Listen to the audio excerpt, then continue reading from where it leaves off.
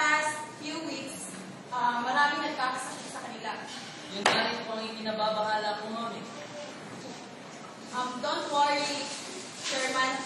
Tutulungan kayo ni Mayor. Mag-set daw po kayo ng meeting kasama ang inyong mga residente upang mapagpulungan ninyo ang tungkol sa pagdidisiplina at siya ay dadalo doon. Okay po, ma'am. Nakikita po kasi namin po na ang problema dito sa aming barangay, walang disiplina ng mga tao at matitigas po kasi yung mga ulo nila. Ayaw pa nga nilang mag-cooperate sa mga proyekto dito sa barangay.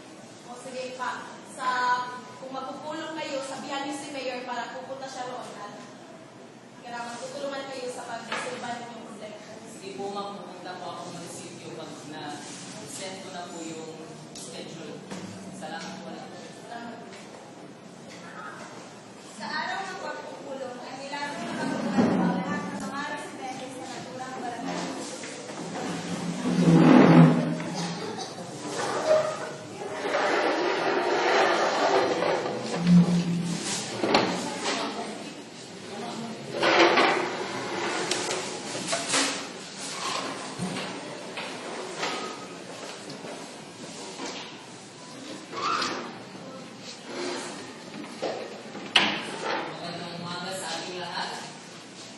Alam niyo na siguro kung bakit po kayo pinatawag dito.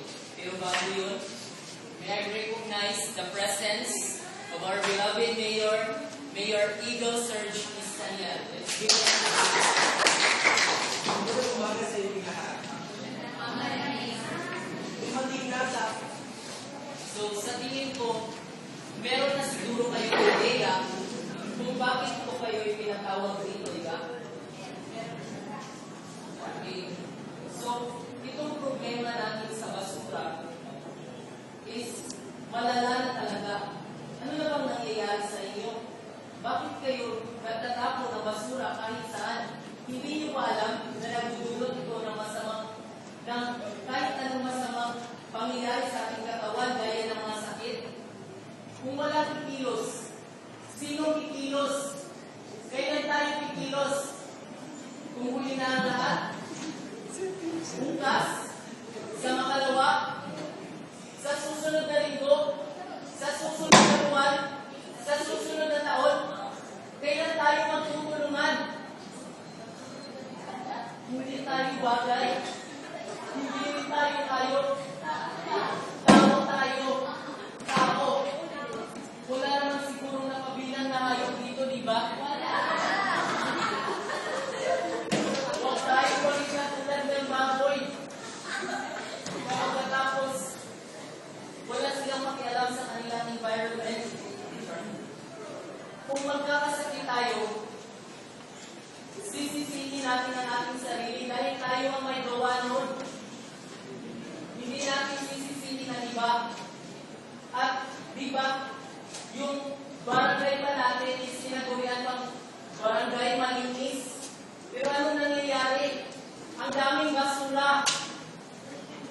So, nandito rin lang naman kayo. Nais ko ipaalam sa inyo na magkakaroon tayo ng barangay clean up drive sa susunod na linggo. So, sana dumalo kayo.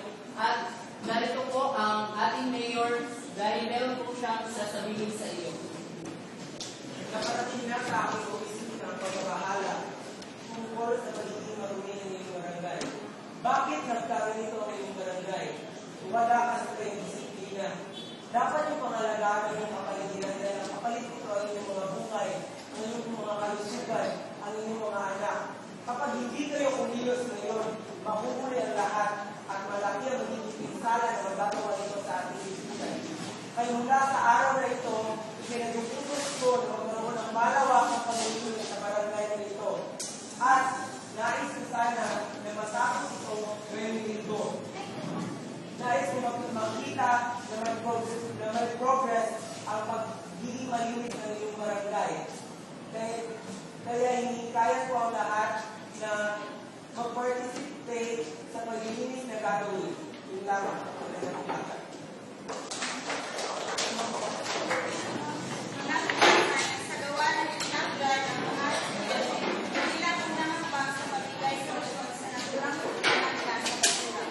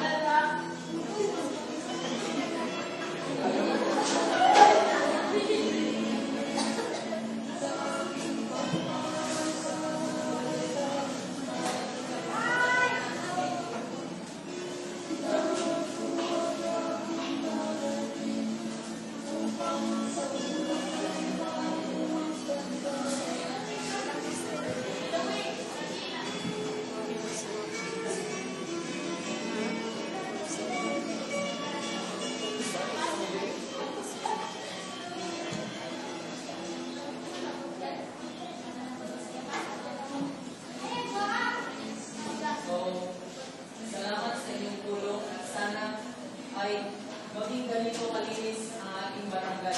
So, pagsama-sama tayo, magiging malinis ito. So, all for one for all,